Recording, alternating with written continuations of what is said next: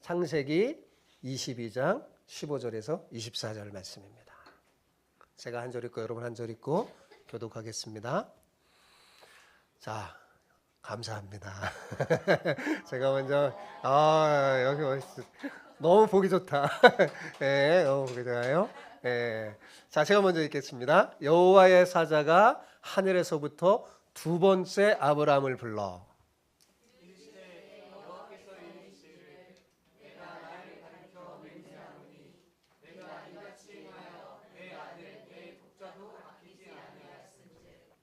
내가 내게 큰 복을 주고 내 씨가 크게 번성하여 하늘의 별과 같고 바다의 모래와 같게 하리니 내 씨가 그 대적의 성문을 차지하리라.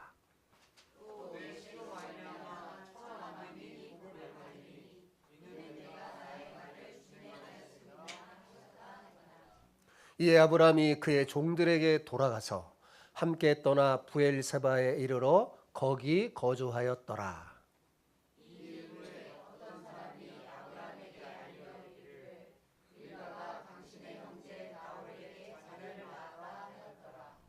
그의 맏아들은 우스요 우스의 형제는 부스와 아람의 아버지 그무엘과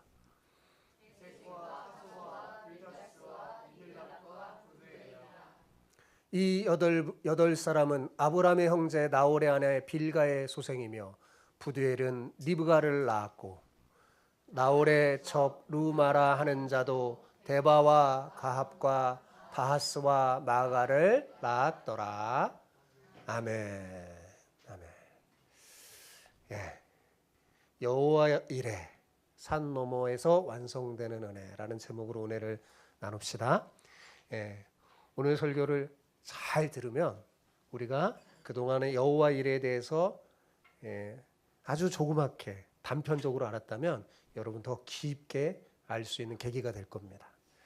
자, 우리는 지난 시간 아브라함이 모리아 산에서 독자 이삭을 번제로 드리는 정말 긴박하고도 충격적인 장면을 봤어요. 자, 칼을 들어서 아브라함의 아들 이삭을 내려치려는 찰나 어떤 일이 벌어졌습니까? 하늘에서 다급한 음성이 들렸죠.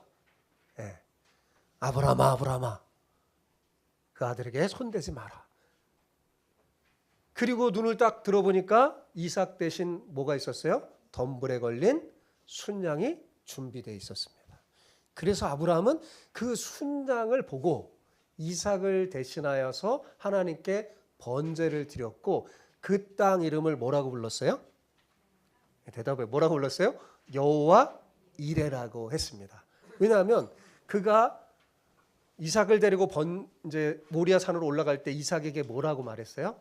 하나님이 자신을 위해 친히 제물을 준비하실 거다 그랬잖아요. 정말 그 말대로 하나님이 자신을 위해 친히 제물을 준비하셨기 때문에 그 땅 이름을 여호와 이레라고 했어요. 하지만 여러분, 여기서 우리가 한 가지 놓치지 말아야 할 사실이 있어요. 그날 아브라함이 본 그 순양은 여호와 이레라는 거대한 은혜의 빙상의 일각만을 본 것뿐이라는 사실입니다. 여러분, 우리는 흔히 내가 지금 당장 필요한 것을 준비하시고 채워주시는 정도를 여호와 이레라고 생각해요. 하나님이 나의 필요를 준비하시고 채워주신다. 그렇죠? 그런데 여러분, 그것은 이 놀라운 은혜의 아주 작은 단면입니다. 오늘 말씀을 통해 우리는 하나님이 얼마나 크시고 세밀한 분이신지 알게 될 거예요. 자, 오늘 본문은 하나님의 시험을 통과한 아브라함에게 두 번째 나타나시는 장면이에요. 그죠? 두 번째 나타나서 아브라함을 부릅니다. 근데 이 부르심은 단순히 고생했다는 격려를 넘어서 시험의 산을 통과한 사람에게만 열어주시는 하나님의 거대한 경영의 세계로 초대하는 거예요. 이제 하나님이 어떤 일을 하실지 아브라함의 생애를 넘어서 전 세계를 향한 하나님의 계획으로 아브라함을 초대하는 거예요. 여호와 이레의 진짜 은혜가 뭘까요? 여러분, 자, 오늘 우리 함께 모두 우리가 보지 못하는 그 너머에서 하나님이 얼마나 치밀하고 완벽하게 우리를 위해서 인생을 경영하고 계시는지, 또 세계를 경영하고 계시는지 그 압도적인 여호와의 은혜 속으로 들어가 보겠습니다. 자, 우리 오늘 옆에 계신 분께 이렇게 축복하며 인사합시다. 여호와 이레의 은혜가 당신의 삶 속에 가득하시기를 축복합니다. 자, 그리고 인사하는 봅시다. 시작. 여호와 이레의 은혜가 당신의 삶 속에 가득하시기를 축복합니다. 아멘. 아멘. 예. 어린 친구도 오늘 설교를 잘 들으세요. 하나님이 얼마나 세밀하게 여러분을 위해서 역사하시는지. 자, 엄청난 시험을 통과한 아브라함에게 가장 먼저 일어난 변화는 뭘까요? 여러분, 그것은 하나님에 대한 아는 지식이 더 깊고 풍성해졌다는 사실입니다. 아까 우리 찬송 부르죠? 예수를 더 알게 위한. 이 아브라함이 하나님을 경험하면 경험할수록 하나님에 대한 아는 지식이 더 깊어지고 풍성해졌어요. 아브라함의 신앙의 여정을 쭉 돌아보잖아요. 여러분, 그가 하나님을 알아가는 과정이 마치 계단을 오르듯이 차근차근 성장하고 있다는 사실을 알 수 있습니다. 창세기 앞장의 아브라함과 점점 달라져요. 깊어져 갑니다. 자, 처음에 부름 받았을 때 지난번에 말했지만 아브라함이 알던 하나님은 단순히 어떤 하나님이었어요? 복 주시는 하나님이셨어요. 그죠? 왜? 자식이 없는 자신에게 큰 민족을 이루시겠다고 약속하신 고마운 분이셨죠. 그러다가 조카 롯을 구하기 위해서 가나안 연합군과 전쟁을 치르게 되죠. 그때 상식적으로는 도저히 이길 수 없는 싸움이었는데 하나님의 도우심으로 승리하게 돼요. 그리고 승리한 다음에 돌아오는 길에 누굴 만나죠? 멜기세덱이라는 사람을 만납니다. 살렘 왕이면서 하나님의 제사장이었어요. 그를 통해 아브라함은 깨닫게 됩니다. 아, 하나님은 단순히 복만 주시는 분이 아니시구나. 하나님은 온 세상의 주인이신 천지의 주제시구나 라는 사실을 깨달아요. 왜냐하면 멜기세덱이 알려주시거든. 천지의 주제시여. 천지의 주제가 뭘까요? 온 우주 만물의 주인이 누구예요? 하나님. 그럼 온 우주 만물의 모든 것은 누구의 것이에요? 하나님의 것이라는 거잖아요.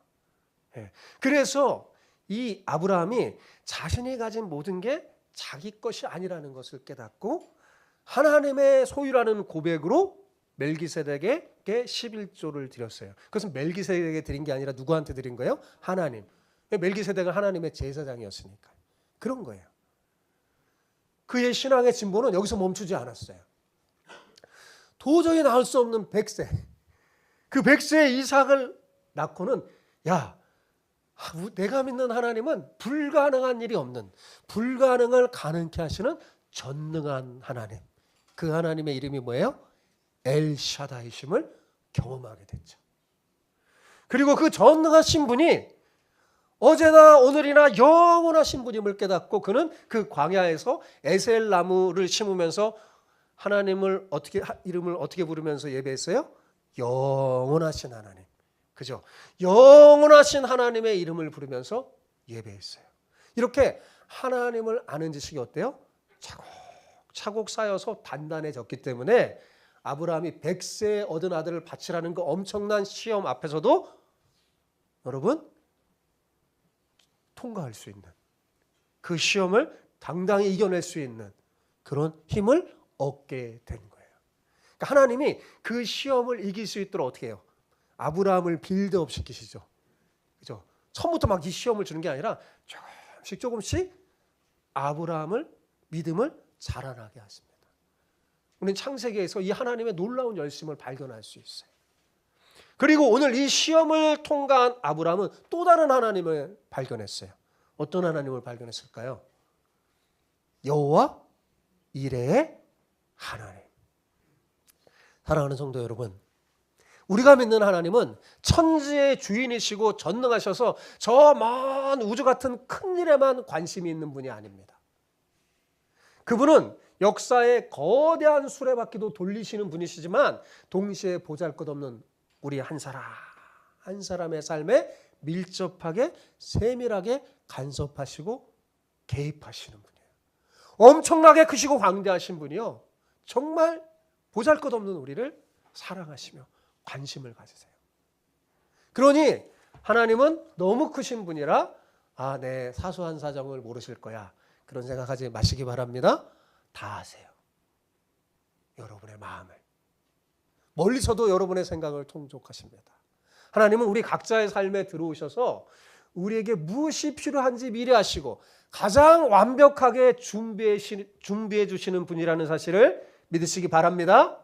그 세밀하고 따뜻한 여호와 이레의 하나님이 저와 여러분의 하나님이십니다. 자, 이렇게 시간이 흐를수록 아브라함의 믿음이 부쩍부쩍 자랐어요.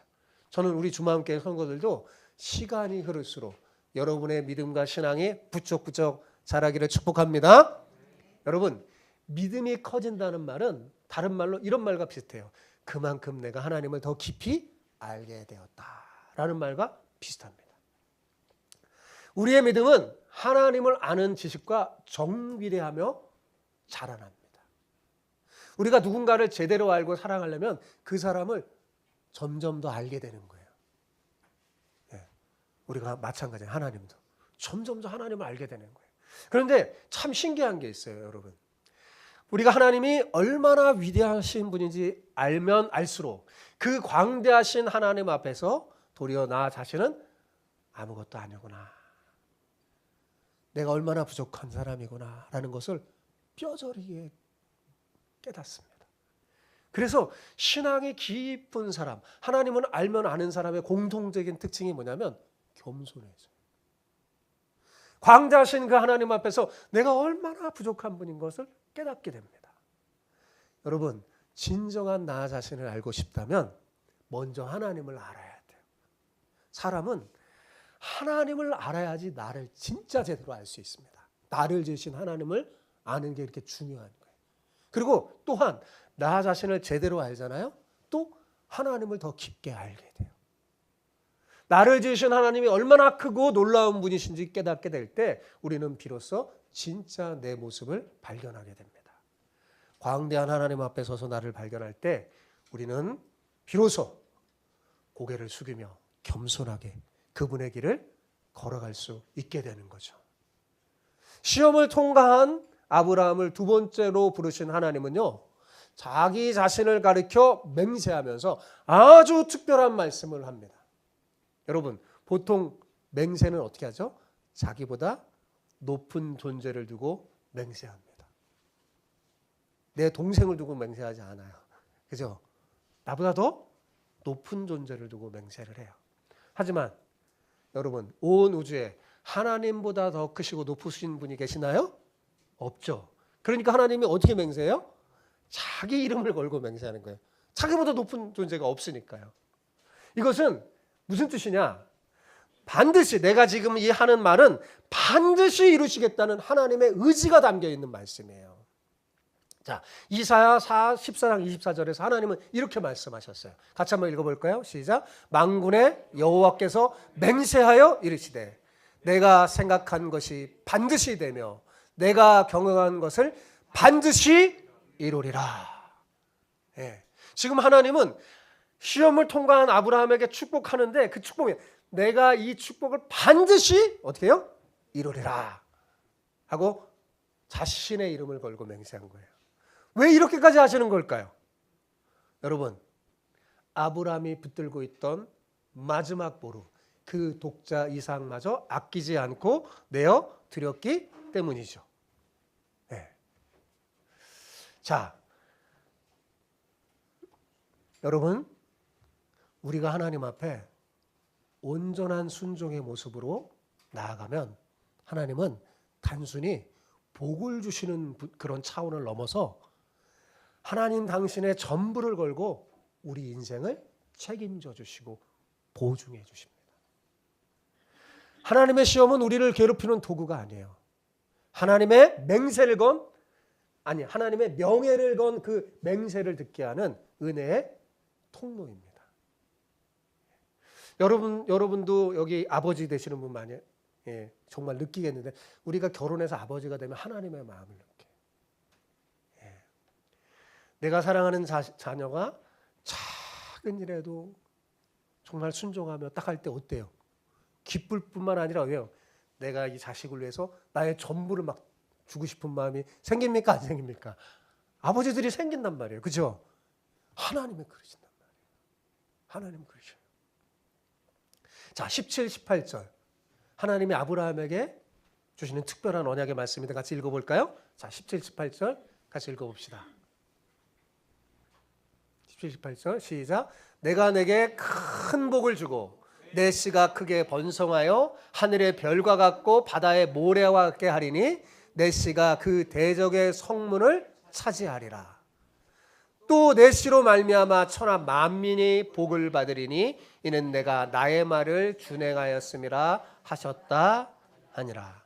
여러분 이 구절을 얼핏 보면 아브라함이 순종을 잘했으니까 하나님이 기분 좋으셔서 예전보다 더 큰 복을 덤으로 얹어주는 것처럼 보여요. 그죠? 하지만 그게 아닙니다. 사실 이 말씀은 이전에 이미 아브라함에게 하셨던 말씀이죠. 약속의 말씀을 당신의 이름을 걸고 반드시 이루겠다는 강력한 확증이에요. 왜냐하면 하나님의 약속을 자꾸 우리가 못 믿어요. 믿음이 약해서. 예. 아브라함아, 이제 나 경험했지. 내가 누군지 알지. 내가 반드시 이 일을 이루겠다. 하나님이 그렇게 약속하시는 거예요. 확증하시는 거예요. 그런데 여기에 눈에 띄는 복이 하나가 사실은 더 추가됐어요. 그게 중요합니다. 바로 뭐예요? 대적의 성문을 차지하리라 라는 복이에요. 이것은 전에 했던 말이 아니에요. 이게 무슨 말일까요? 이렇게 말하면 야 무슨 성문 문자가 나오는 게 무슨 복인가 생각하기 쉽지만 여러분 이 말은 당시 이스라엘 사람들에게 전쟁에서 완전한 승리를 의미하는 관용구예요. 뭐라고요? 전쟁에서 완벽한 승리. 피 한 방울 흘리지 않고 완벽한 승리를 얻을 때 이 말을 쓴단 말이에요. 자, 여러분 고대에는 성문이 굉장히 중요해요. 자, 성문을 장악하면 어떤 일이 벌어질까요? 그 성 안의 사람은 모두 다 포로가 됩니다. 예전에 고대의 전쟁 영화 보면 뭘 먼저 장악해요? 성문을. 그렇죠? 성문을 차지하면 벌써 이제 끝난 거예요. 전쟁은 다 끝나고 그 성 안의 사람들은 다 포로가 되는 거예요. 피 흘림 없이 그 성 안의 모든 전리품을 얻게 되는 승리의 보장이죠. 자, 그럼 이 성문은 오늘날 우리에게 무엇을 의미하는 걸까요? 우리 앞을 가로막고 있는 경제적인 결핍의 문, 도무지 열리지 않는 취업과 진로의 문, 꽁꽁 얼어붙은 관계의 문, 이런 것들이겠죠. 사탄은 이 성문을 굳게 닫으면서 우리를 절망하게 합니다. 그런데 여러분 꼭 기억하세요. 우리는 반드시 어떤다고요? 성문을 차지하게 될 거라 약속하는 거예요. 왜냐하면 아브라함을 통해서 오늘날 우리에게 이 복을 약속했기 때문입니다. 이 성경의 이 약속은 단지 아브라함 개인에게 한 게 아니에요. 저와 여러분에게 동일하게 하는 거죠. 자, 17, 18절에서 우리가 아주 주목해야 할 포인트가 하나 있는데, 자, 17절에 나오는 시와 18절에 나오는 시는 가르치는 대상이 다르다는 점입니다. 자, 17절의 시는 뭐냐면 아브라함의 후손들, 즉 이스라엘 민족 전체를 의미해요. 그러니까 이스라엘 민족이 뭐예요? 대적의 성문을 차지하게 될 거다. 그리고 실제로 이루어졌죠. 성경 보면 여호수아를 통해 보면 뒤에 다 이루어져요. 이스라엘 백성들이. 그죠? 그 클라이막스 같은 그 전쟁의 장면이 뭐예요? 여리고성을 점령할 때. 그죠? 정말 이 말씀 그대로 이루어집니다. 근데 18절에 천하 만민이 복을 받게 할 그 시는 이스라엘의 후손을 말하는 게 아니에요. 그 시는 뭐냐? 창세기 3장 15절에 예고된 여자의 후손 예수 그리스도를 말씀하시는 거예요. 그래서 이 시는 단수예요. 아브라함의 후손 중에 온 세상을 정말 구원하고 복 주실 분은 누구밖에 없을까요? 오직 예수 그리스도 한 분밖에 없기 때문이죠. 그걸 알려주는 거예요. 그리고 이 사건은 사실은 예수님을 우리를 위해 내어놓으시려는 하나님의 큰 구원의 사건을 미리 보여주는 거라고 그랬죠? 네, 그걸 지금 하나님이 약속하는 거예요. 자, 대적의 성문을 차지하리라는 그 약속이 그렇다면 오늘 우리에게 왜 보게 될까? 이게 관련되어 있는 거예요. 예수님과 뒷구절과 앞에 그 시가 뒷구절의 시하고 관련이 되어 있어요. 왜 대적의 성문을 차지하는 게 우리에게 복이 될까? 우리의 대장 되신 예수님이 이 땅에 오셔서 이 대적의 문을 이미 차지하셨기 때문입니다. 우리가 그분을 믿는 순간 우리는 예수님의 십자가와 부활에 동참하게 되는 거예요. 로마서에 보면 바울이 말하죠. 우리는 예수님이 십자가 그의 죽으심과 함께 우리도 죽고 십자가에서 그의 살으심과 같이 우리도 다시 부활하셨다고. 그 동참한 거예요. 즉 무슨 말이냐?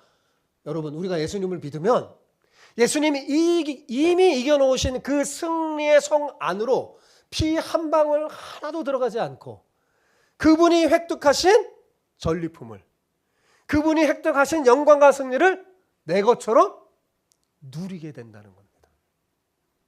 물론 여러분 우리의 현실은 때때로 실패도 하기도 하고 고난도 당하고 시험 앞에 넘어질 수도 있죠. 여러분 혹시 지금 여러분 눈앞에 성문이 너무 높아서 낙심하고 계신 분 계십니까? 여러분 속지 마세요. 주님은 이미 그 성문의 빗장을 꺾어 놓으시고 차지했어요. 예. 여러분이 지는 것은 불가능한 승리자의 자녀입니다. 우리 그리스도인은 엄밀한 의미에서 여러분 지는 게 불가능한 존재예요. 왜요? 주님이 이미 승리하셨기 때문에. 예수님이 이렇게 말씀하셨어요. 예. 너희가 세상에서 환난을 당하나 담대하라. 내가 세상을 이기었노라. 이 말이에요, 이 말이. 예수님이 이겼어요. 그러면서 얘기해 줬어요. 세상을 이기는 이김이 뭐냐? 바로 나를 믿는, 예수님을 믿는 그 믿음이다 라고 알려줍니다. 여러분 이미 여러분의 인생에 여러분이 차지할 그 성문, 예수님 때문에 우리가 차지하는 거예요. 여러분이 대단해서가 아니라 예수님이 이미 뭐예요? 차지하셨다니까요. 예, 열어놓으셨어요. 여러분의 준비하셨어요. 그게 여호와 이레입니다. 자, 그러므로 이제 눈을 들어 여러분 기억하세요.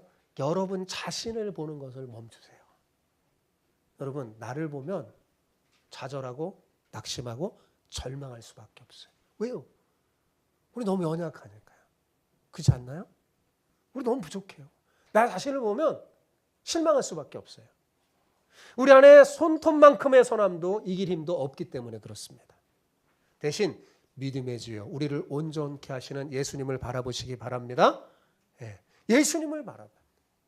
예, 그러면 힘이 생깁니다. 대적의 성문을 박살내고 승리하신 주님을 바라볼 때 우리는 넘어져도 다시 일어날 수 있는 거예요. 여러분 성도의 인생은 이기기 위해 싸우는 인생이 아니에요. 그것은 예수님이 없는 사람들이 그래요. 주님이 없으니까 어떻게라도 막 살려고 자기들이 막 싸우고 그렇게 하기 고전분투하겠죠. 우리는 그럴 필요가 없어요. 우리는 어떤 사람이냐?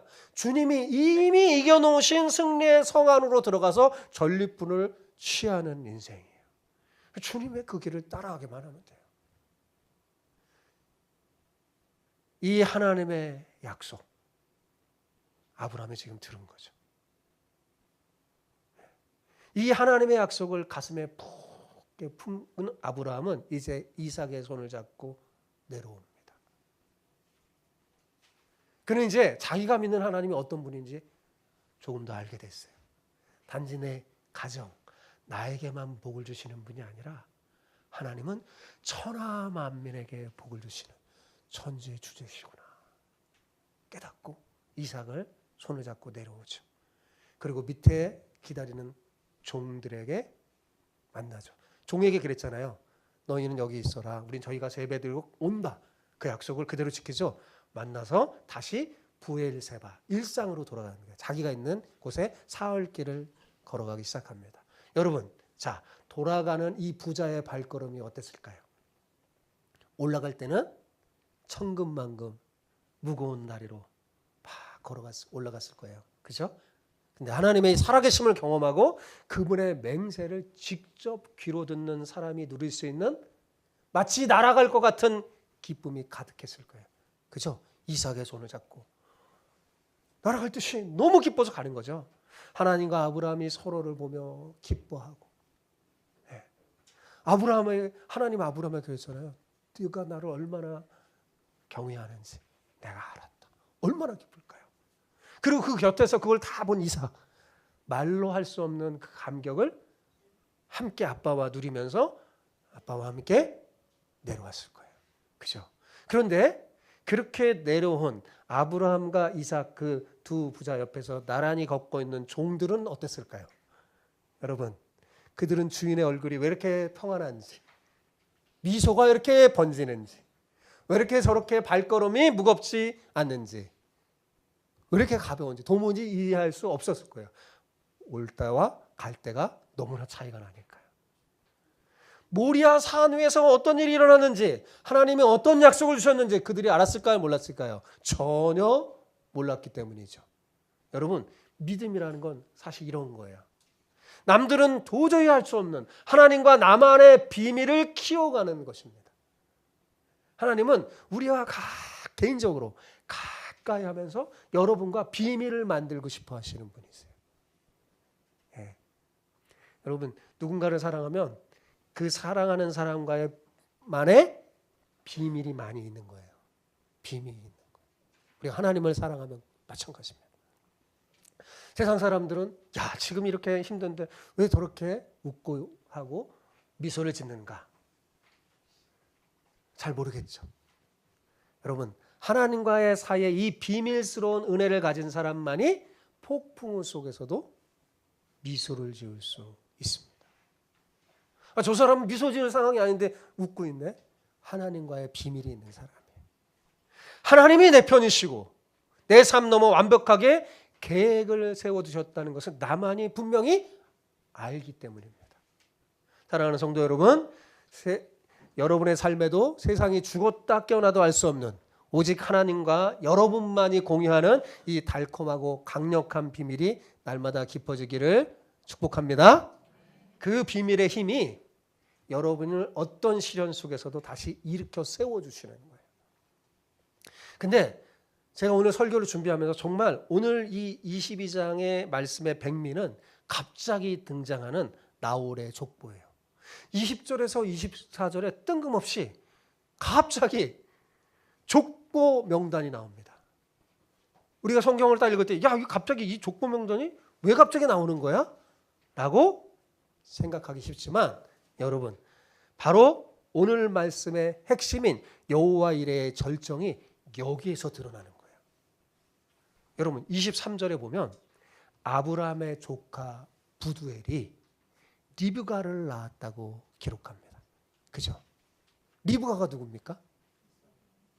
앞으로 이삭의 아내가 될 사람이죠. 이 리브가 때문에 기록한 거예요.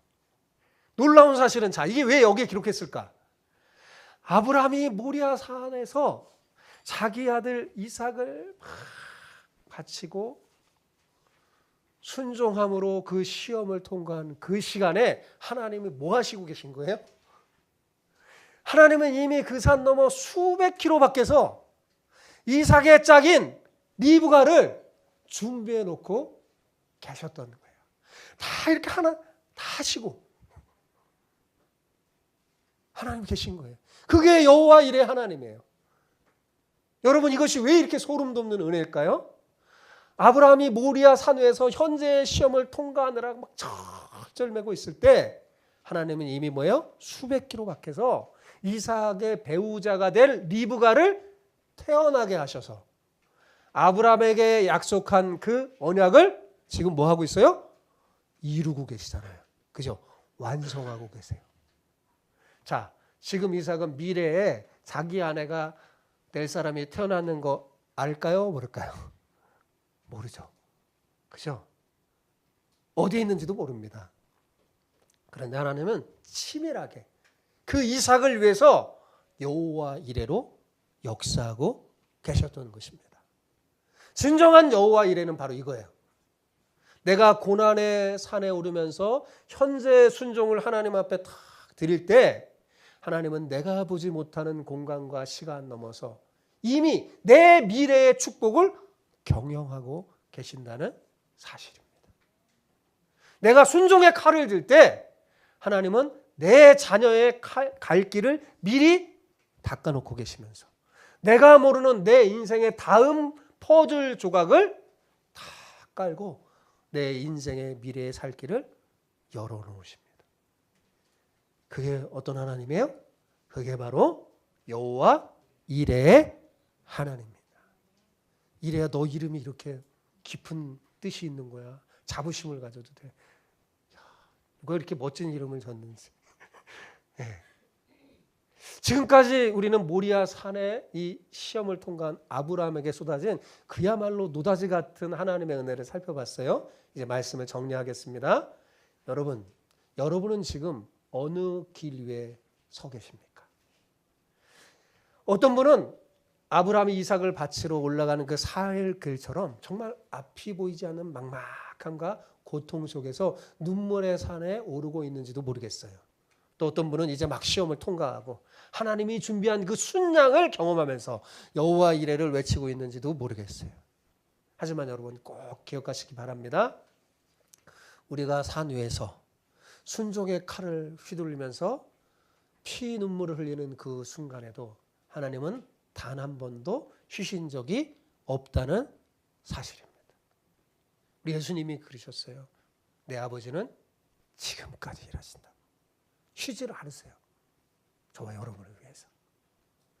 아브라함이 산 위에서 자신의 전부인 이삭을 내려놓으면서 사투를 벌이실 때 하나님은 그가 전혀 모르는 저 너머 부두엘의 집에서 이삭의 아내가 될 이브가를 태어나게 하셨어요. 이것은 여러분 아브라함에게만 주어진 축복이 아닙니다. 오늘날 우리 모두에게 주어질 축복이에요. 우리가 지금 당장 시험을 견디느라고 쩔쩔매고 있을 그때 하나님은 이미 우리의 다음 세대, 내 미래의 길, 내 인생의 다음 퍼즐을 조각하고 완벽하게 깎아놓고 기다리고 계십니다. 우리가 시험을 통과하고 걸어 내려오기를. 이것이 바로 오늘 우리가 발견한 진짜 여호와 이레예요. 그러므로 여러분 이제 마음속으로 우리 결단해 봅시다. 첫째, 절대로 나 자신을 보며 절망하기를 멈추시기 바랍니다. 나 자신만 보면 자꾸 실망하게 돼요. 예, 저 우울증 걸려요. 나 자신만 보면. 예? 나를 보면 답이 없습니다. 예, 그러니까 대신 뭘 봐야 돼요? 대적의 성문을 이미 차지하신 예수님. 믿음의 주여 우리를 온전케 하시는 예수를 바라보자 하잖아요. 예수님을 바라봐요. 그분만이 우리를 온전케 하세요. 주님이 이기셨기 때문에 여러분 믿으세요. 우리는 이미 이긴 싸움으로 싸우는 거예요. 너희가 세상에서 환난을 당하나 담대해라. 내가 이미 이겼어. 주님이 말씀하시잖아요. 너희에게는 딱 한 가지만 필요해요. 믿음. 그걸 믿고 따라오면 돼. 두 번째, 하나님과 나만의 비밀스러운 기쁨을 가지시기 바랍니다. 예배를 마치고 여러분의 일상의 삶으로 돌아갈 때 세상에 알 수 없는 미소를 지어보세요. 예수님 믿는 사람은 이 미소를 세상에게 보여줘야 돼요. 세상이 알지 못하는 기쁨, 평안, 그걸 보여주세요. 하나님과 비밀을 가진 사람만이 진짜 신앙의 승리자로 살아갈 수 있어요. 멋지게 이 세상을 살아갈 수 있어요. 세 번째, 순종의 산에 이양 오른 거 어떻게 해요? 끝까지 오르시기 바랍니다. 여러분 순종은 손해보는 것 같지만 우리 어린 친구들 왜 순종을 젊은 사람들 어린 친구들 못하냐? 꼭 손해보는 것처럼 느끼거든요. 손해가 아니에요. 절대 손해가 아닙니다. 순종은 하나님의 계시가 열리는 통로요. 하나님의 맹세의 특권을 듣는 자리입니다. 오늘 여러분 손에 꽉 쥐고 있는 그 이삭을 하나님 앞에 내려놓기 바랍니다. 그때 비로소 여호와 이레 하나님이 여러분의 하나님이 되실 거예요. 사랑하는 성도 여러분, 하나님은 여러분보다 여러분을 더 잘하십니다. 그리고 여러분보다 여러분의 인생을 더 치밀하게 경영하고 계세요. 이번 한 주간 이 여호와 이레 하나님을 꽉 붙잡기 바랍니다. 산 위에서 역사하신 하나님이 이미 여러분의 일상인 부엘사바에도 동일하게 역사하십니다. 이 예배에 우리와 함께 하시는 그 하나님이 여러분이 예배 마치고 일상으로 돌아가면 함께 하지 않는 게 아니라 뭐야? 동일하게 함께 하세요. 내가 모지 못하는 저 너머 이미 나의 리브가를 준비하고 계시고 그 신실하신 그 하나님과 함께 날마다 기쁨으로 걸어가는 여러분이 되시기를 주님의 이름으로 축복합니다. 아멘.